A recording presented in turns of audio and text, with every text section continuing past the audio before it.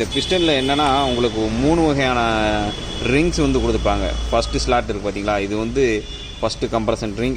அதுக்கு அடுத்தது ஒன்று வந்து செகண்ட் கம்ப்ரஷன் ரிங். 3வது ரிங் வந்து ஆயில் ரிங். லைட்டாக ஒரு ஸ்ப்ரிங்கு மாதிரி தெரியுது பார்த்தீங்களா, இது வந்து ஆயில் ரிங். இந்த ரிங்கு வந்து உங்களுக்கு குட்டி குட்டி குட்டி ஹோல்ஸாக இருக்கும். இது வந்து உங்களுக்கு ஆயிலை கரெக்டாக வந்து போரில் அடிக்கிற ஆயில் வந்து தெளித்து எடுக்கிற இடம்.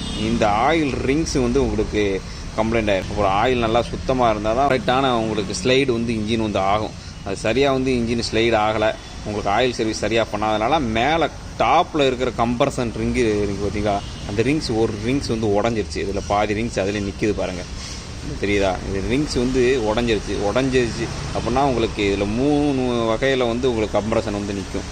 பெட்ரோல் வண்டிகளை பொறுத்த வரைக்கும் என்ன அப்படின்னா லோ கம்ப்ரஷன் இன்ஜின் உங்களுக்கு வந்து ஃபியூல் தெரிக்கும், அதே மாதிரி எரியறதுக்கு ஸ்பார்க்கும் உங்களுக்கு அங்கே வரும். ஆனால் டீசல் வண்டியில் அப்படி கம்பல்சரி வராது. ஹை கம்ப்ரஷன் வந்து ஏர் நிற்கும் போது அந்த கம்ப்ரஷன் ஒரு அழுத்தத்தில் தான் அந்த டீசல் வந்து எரியுது. அந்த அளவுக்கு வந்து ரொம்ப ரொம்ப முக்கியமானது.